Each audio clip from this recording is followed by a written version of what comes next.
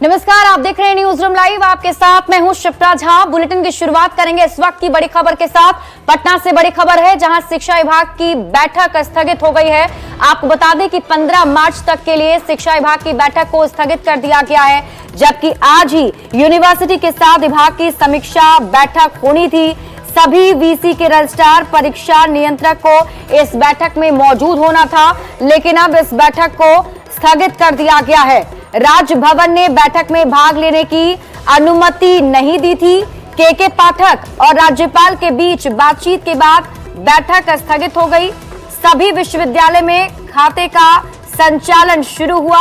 अधिकारियों और कर्मचारियों के बकाये वेतन, पेंशन भी जारी किए गए। वीसी और रजिस्ट्रार के खिलाफ हुए एफआईआर पर भी अब जो एफआईआर किए गए थे वो वापस लिए जाएंगे। तो इस वक्त की बड़ी खबर आपको बता रहे हैं। संवाददाता रजनीश अधिक जानकारी के साथ जुड़े हुए हैं। रजनीश, क्या वजह रही बैठक स्थगित करने की, और ये भी बताएं कि क्या मामला अब सुलझ गया है राज्यपाल और शिक्षा विभाग के बीच?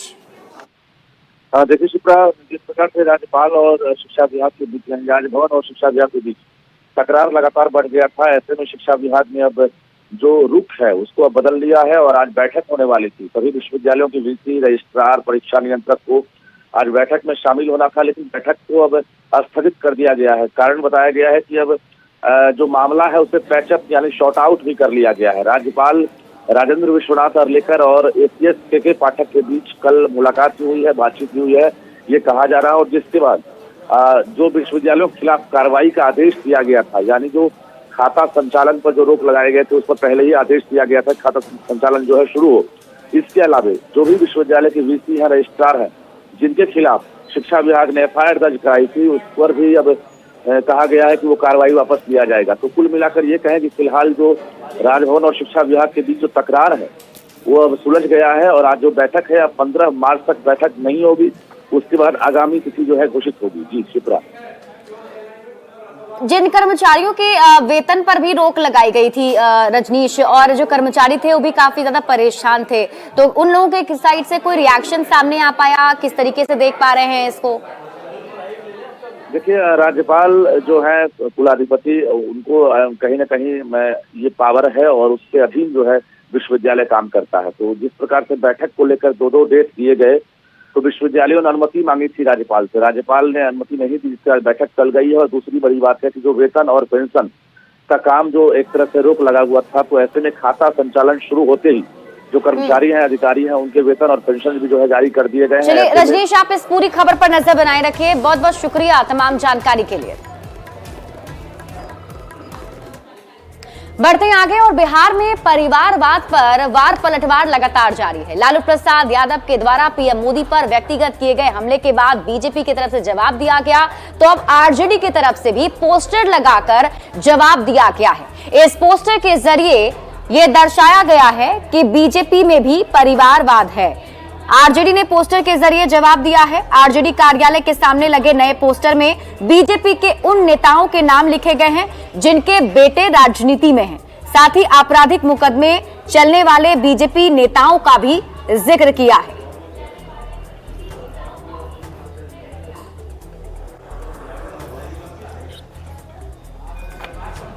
निकाली गई इस भव्य शोभा यात्रा में भक्तों का उत्साह। प्रसाद यादव के बयान के बाद से ही काफी ज्यादा राजनीति गर्मा गई है, और ऐसे में आप इंडी अलायंस के अंदर ही इसको लेकर तकरार देखने को मिल रहा है। नेशनल कॉन्फ्रेंस के उपाध्यक्ष उमर अब्दुल्ला की तरफ से भी कहा गया है कि जिस तरीके से व्यक्तिगत हमला पीएम मोदी पर किया गया, ये विपक्ष का एक सेल्फ गोल ही है।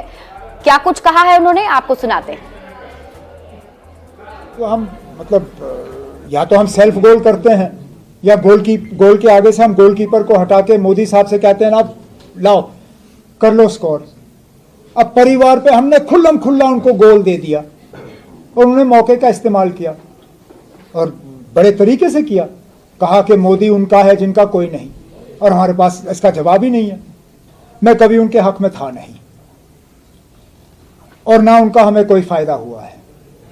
उल्टा जब कभी हम इस तरह के नारे जो है इस्तेमाल करते हैं, तोड़ मरोड़ के नुकसान इस्तेमाल करने वाले का ही होता है। वोटर इन चीजों से मुतमईन नहीं होता। वहीं लालू प्रसाद द्वारा पीएम मोदी पर हिंदू होने के ऊपर भी सवाल उठाए गए थे। इसका जवाब जेडीयू के मुख्य प्रवक्ता नीरज कुमार की तरफ से दिया गया है। नीरज कुमार ने कहा है कि पिछले साल ही लालू प्रसाद यादव के बड़े भाई का निधन हुआ था, तो उसमें तेजस्वी यादव और तेज प्रताप यादव ने भी मुंडन नहीं कराया था, तो लालू प्रसाद यादव कैसे हिंदू होने का प्रमाण देंगे? माननीय लालू प्रसाद जी, अब किस मुंह से हिंदू धर्म का प्रमाण पत्र बांटिएगा? आपके बड़े भाई महावीर यादव जी का 26 मार्च 2021 को दुखद निधन हो गया। दोनों पुत्र तेजस्वी और तेज प्रताप अंतिम शव यात्रा में शामिल हुए, लेकिन 26 मार्च को निधन होता है। 7 अप्रैल और 9 अप्रैल 2021 को जारी चित्र यह स्पष्ट करता है कि आपके दोनों बेटे ने अपने चाचा के निधन के बाद माथा मुंडन नहीं करवाया। हिंदू धर्म की परंपरा माथा मुंडन का है। तिरुपति बालाजी में तो आपके पुत्र तेजस्वी यादव माथा मुंडन करवाते हैं, लेकिन अपने चाचा के लिए नहीं। कैसे हिंदू हैं आप? हिंदू होने का अब प्रमाण पत्र जारी करिए कि आपके दोनों पुत्र हिंदू धर्म की परंपरा को मानते हैं या नहीं। और बिहार में एनडीए की नई सरकार बनने के बाद गृह मंत्री अमित शाह पहली बार बिहार दौरे पर आ रहे हैं। पटना के पालीगंज में एक बड़ी जनसभा को आज वो संबोधित करने जा रहे हैं, जिसको लेकर बीजेपी की तरफ से तैयारियां पूरी कर ली गई हैं। पालीगंज में जनसभा स्थल जो है वो भी तैयार हो चुका है। एनडीए सरकार बनने के बाद अमित शाह का ये पहला बिहार दौरा है, जबकि 17 महीने के अंदर आज 9वीं बार बिहार आ रहे हैं। पटना के पालीगंज में अमित शाह बीजेपी के पिछड़ा अति पिछड़ा महासम्मेलन को संबोधित करेंगे और ओबीसी समाज को नया संदेश भी देंगे। बीजेपी का यह कार्यक्रम 10,000 सामाजिक सम्मेलनों का हिस्सा है, जिसे बीजेपी ओबीसी मोर्चा देश भर में आयोजित कर रही है। माना जा रहा है कि बीजेपी ओबीसी को लेकर देश भर में बड़ी प्लानिंग कर रही है। ऐसे में ये बड़ा सवाल उठ रहा है कि क्या बिहार में बीजेपी के ओबीसी और ईबीसी कार्ड से ही जीत का राग निकलेगा?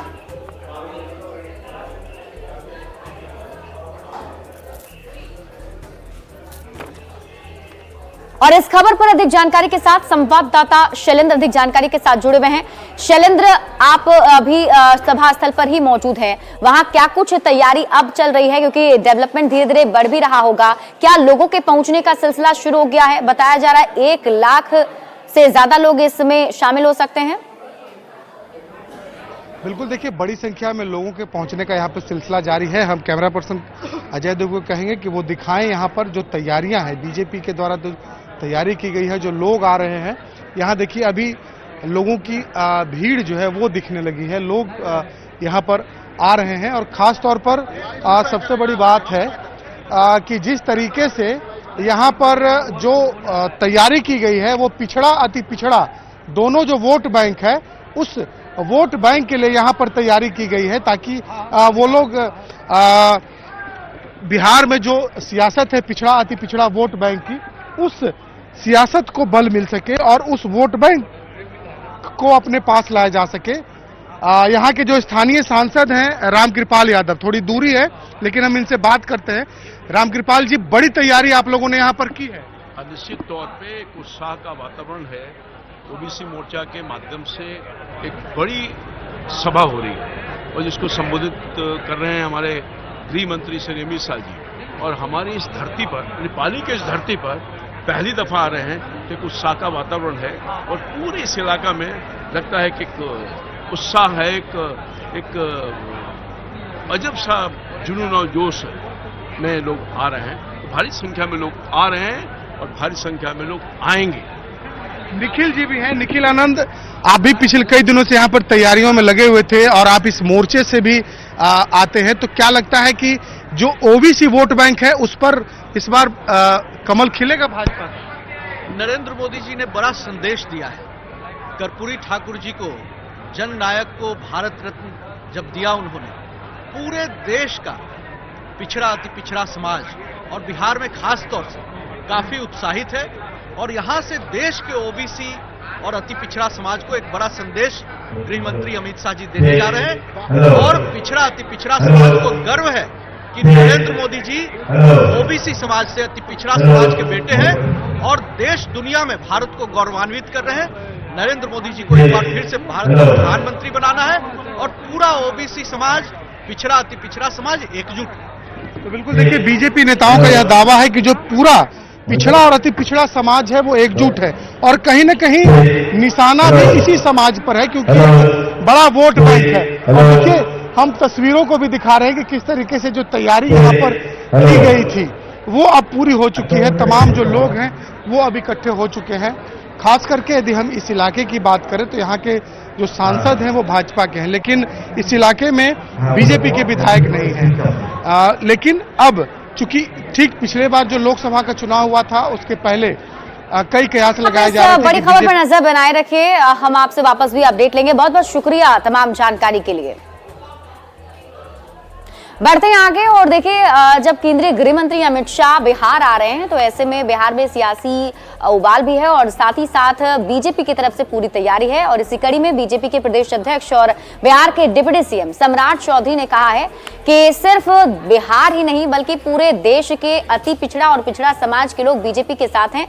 अमित शाह यहाँ आ रहे हैं तो उनमें काफी ज्यादा उत्साह है। उनसे बात की है संवाददाता आनंद अमृतराज ने।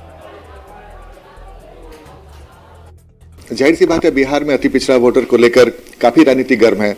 अमित शाह का पालीगंज दौरा क्या इशारा करता है?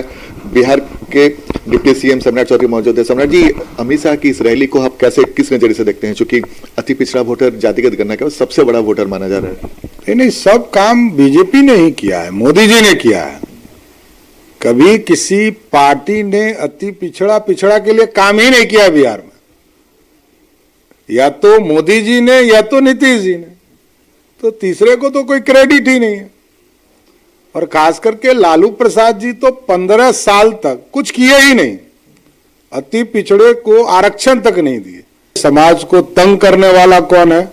इसलिए बिहार और देश, ओबीसी और ईबीसी दोनों आदरणीय प्रधानमंत्री नरेंद्र मोदी जी के साथ है, यह स्पष्ट संदेश जा चुका है। लेकिन एक खास जाति विशेष की रैली हमने पहली बार देखी है, क्या कुछ खास मैसेज देने की तैयारी है? हमारा राष्ट्रीय स्तर पर यह सम्मेलन है, ओबीसी वर्ग के पूरे देश में सम्मेलन हो रहे हैं। उसी एक कार्यक्रम में हमारे नेता आदरणीय अमित शाह जी बिहार आ रहे हैं और पूरे देश में 2 जगह पर ओबीसी का, 2 जगह युवा मोर्चा का, 2 जगह महिला मोर्चा का, इस तरह सभी जगह राष्ट्रीय स्तर पर कार्यक्रम होते हैं। उस कार्यक्रम के भाग लेने आ रहे हैं। बिहार में जातीय राजनीति काफी होती है और हर पार्टी कोई ना कोई जातीय समीकरण को सेट करता है, तो बीजेपी भी जातीय समीकरण पर आगे बढ़ गई है? नहीं, सबका साथ सबके विकास की बात करती है। हमने कहा 80 और 20, कोई फॉर्मूला नहीं है कि एक जात 20% बिहार में नहीं है, तो मैंने उनको भी 20% दिया है, तो कुछ जातियों को जोड़ के ही दिया है। मेरे यहां मैंने स्पष्ट तौर पर कहा कि 80% मतदाता नरेंद्र मोदी जी या नीतीश कुमार जी के साथ है। तो ये था हमारे साथ बीजेपी के प्रदेश अध्यक्ष और डिप्टी सीएम सम्राट चौधरी। आनंद अमृतराज, न्यूज 18 नेटवर्क, पटना।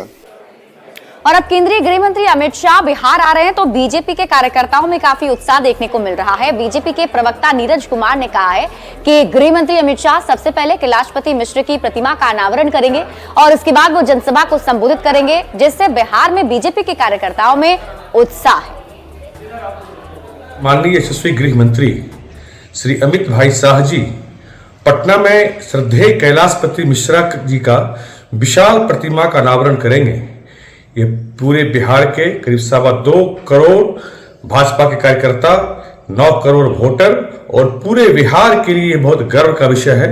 इसके लिए माननीय अमित शाह जी को बहुत बहुत धन्यवाद और आभार। और बताया जा रहा है कि इस पालीगंज की जनसभा में शामिल होने के लिए कई सारे बीजेपी के कार्यकर्ता बिहार के अलग अलग जिलों से आएंगे, तो उनके खाने पीने की व्यवस्था भी पटना में की गई है। आपको बता दें कि बीजेपी एमएलसी जीवन कुमार की तरफ से लगभग 25,000 लोगों के लिए खाने की व्यवस्था की गई है और यह अनुमान लगाया जा रहा है कि 30,000 से ज्यादा लोग पालीगंज कार्यक्रम में सम्मिलित होंगे, जिसके लिए भोज की तैयारी रात से ही चल रही थी। उत्कर्ष काम किए, सारे कार्यकर्ता काम किए हैं। रात में हम लोग भी मतलब उस व्यवस्था को मॉनिटरिंग कर रहे थे। फूड पैकेटिंग करीब 25,000 से ऊपर लोगों के लिए हमने फूड पैकेटिंग किया है, जो भी हमारे कार्यकर्ता आ रहे हैं आसपास से, और पूरा बैठने का व्यवस्था है, उन लोगों को पूरे तरह सुनने का व्यवस्था है। आदरणीय अमित शाह जी और हमारे राष्ट्रीय ओबीसी मोर्चा के अध्यक्ष के लक्ष्मण जी आ रहे हैं, उनको सुनने के लिए पूरे लोग यहाँ पर ललायित हैं पहले से कि क्या बोलेंगे। और आप जान लीजिए कि पिछड़ा अति पिछड़ा समाज के लिए एक बड़ा सम्मेलन यहाँ पर हो रहा है। तो लोकसभा चुनाव नजदीक है और ऐसे में सभी पार्टियों की तरफ से रैली और चुनाव प्रचार किया जा रहा है। तो ऐसे में जन अधिकार पार्टी के संरक्षक पप्पू यादव की भी आज पूर्णिया में रैली होने जा रही है। बताया जा रहा है कि इस रैली को लेकर पूरी तैयारी जन अधिकार पार्टी की तरफ से कर ली गई है। सभा स्थल को बैनर पोस्टर से सजा दिया गया है। पूर्णिया के रंगभूमि मैदान में ये सभा होनी है, जहां पोस्टर और बैनर से सजा दिया गया है। इस दौरान जाप सुप्रीमो पप्पू यादव ने कहा कि ये रैली पूर्णिया, कोसी और सीमांचल के लोगों के अधिकार की रैली है और उद्योग का विस्तार करना, इस इलाके को बाढ़ से मुक्ति दिलाना और यहां से हो रहे पलायन को रोकना भी उनका उद्देश्य है।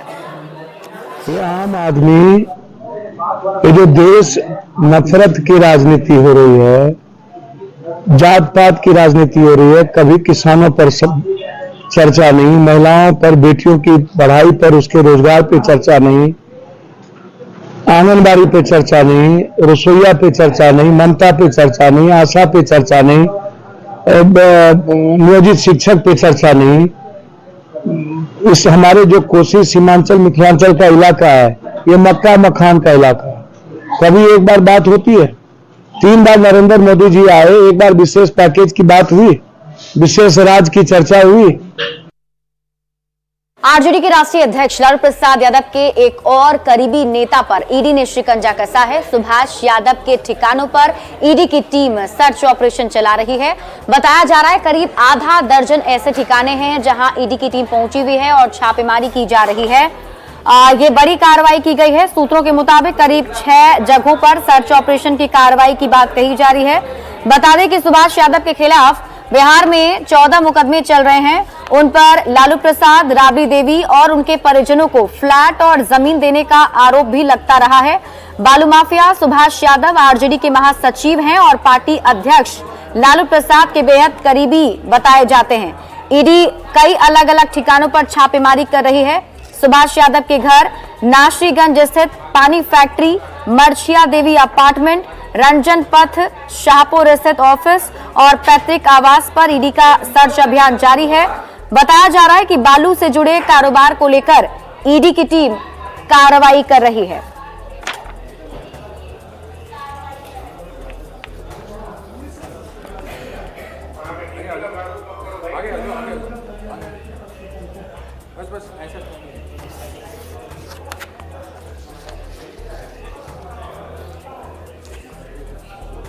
और इसी बीच आपको बड़ी खबर बता दें, बिहार में स्वास्थ्य विभाग में बम्पर बहाली निकाली गई है। 4500 पदों को लेकर ये बहाली निकाली गई है। तो इस वक्त की बड़ी खबर आपको बता रहे हैं, स्वास्थ्य विभाग में बहाली निकाली गई है। संविदा कम्युनिटी हेल्थ अफसर की ये बहाली है, जिसमें 4500 पद पर बहाली का विज्ञापन जारी किया गया है। 30 अप्रैल तक ऑनलाइन आवेदन किया जा सकता है।